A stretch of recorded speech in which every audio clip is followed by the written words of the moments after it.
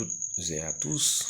Aujourd'hui, dans cette nouvelle vidéo, nous allons voir comment résoudre un système de deux équations à deux inconnus qui s'expriment comme la somme et le produit de deux réels ou inconnus. C'est-à-dire, on se propose de résoudre le système x plus y est égal à s et x fois y est égal à p. C'est-à-dire la somme des inconnus x et de y est égale à s, c'est une valeur connue qui est égale à s, et leur produit aussi est connu est égal à p. Maintenant, on se propose de résoudre ou de trouver les valeurs de x et de y qui vérifient les deux équations qui composent le système. Alors là, la première chose à savoir, c'est de constater que le système est symétrique. C'est-à-dire, si on intervertit les variables x et de y, le système ne changera pas. Cela veut dire quoi? Cela veut dire que si le couple AB est solution du système, alors le couple BA aussi le sera. Maintenant, nous allons passer à la résolution d'un tel système. Alors, il faut savoir que pour résoudre un système qui s'écrit sous la forme d'une somme et d'un produit équivaut à résoudre l'équation du second degré que nous avons ici. X au carré moins sx plus p est égal à 0. Avec x une variable, s comme étant la somme des deux variables, des deux inconnus de départ, et p leur produit. N'est-ce pas? C'est-à-dire qu'à chaque fois que vous avez un système qui s'écrit comme la somme de deux réels, ainsi que leur produit, alors résoudre ce système équivaut à résoudre l'équation du second degré x au carré moins sx plus p. Alors, nous savons tous, pour résoudre une équation du second degré, il faudra toujours chercher d'abord le discriminant delta. Alors, si delta est supérieur à 0, on sait que l'équation du second degré admet deux solutions distinctes que l'on note très souvent, x1 et x2. Donc, à partir de là, on peut en déduire les solutions du système qui seront les couples x1, x2, point virgule, x2, x1, si delta est supérieur et strictement à 0. Par contre, si delta est égal à 0, on sait que l'équation du second degré admet une solution double x0 qui est égale à moins b sur 2a. Alors, cela implique que le système aura pour solution le couple x0, x0.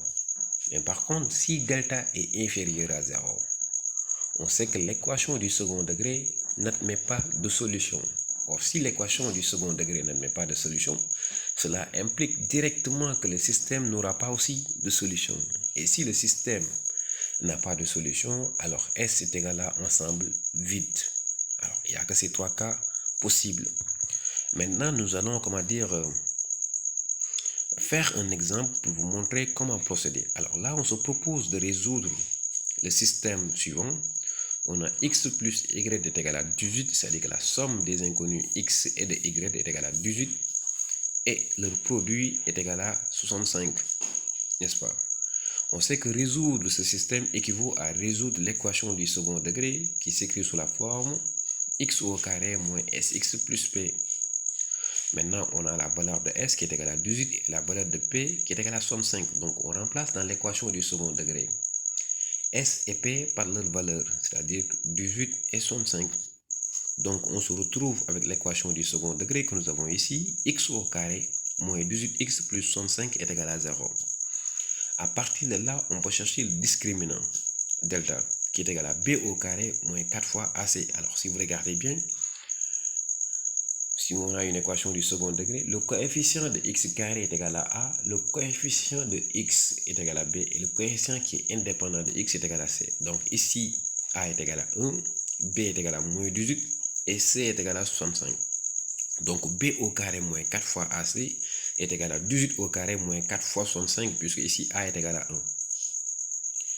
Cela donne 64. Or, racine carrée de 64 est égale à 8. Donc, racine de delta est égale à 8.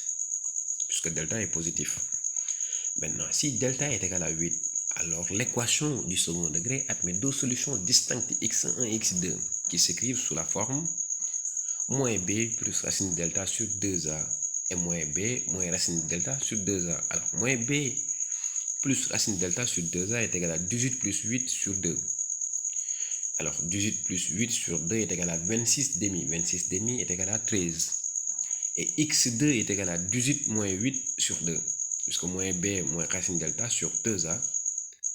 Alors, 18 moins 8 est égal à 10. 10 sur 2 est égal à 10 demi. 10 demi est égal à 5. Donc, on aura x1 est égal à 18 et x2 est égal à 5. Donc, les solutions du système que nous avons précédemment est égal à S, qui est égal à le couple 18, 5 et 5, 13, 5 du moins, et 5, 13. Donc, on a ces deux couples comme étant les solutions du système. C'est-à-dire que si vous remplacez, si vous donnez à x la valeur de 13, y sera égal à 5 et y la valeur de 5. Ce couple-là va vérifier le système de départ que nous avions. Et si vous remplacez vice-versa x par 5 et y par 13, ce couple-là sera aussi solution de l'équation que nous avions au départ. Alors, je pense que c'était tout pour cette vidéo. Et n'hésitez pas d'abonner, de liker et de partager la vidéo pour avoir plus de contenu très prochainement. Alors, je vous dis ciao, à la prochaine. Et n'hésitez pas de liker, de partager pour nous soutenir. Alors, rest in peace.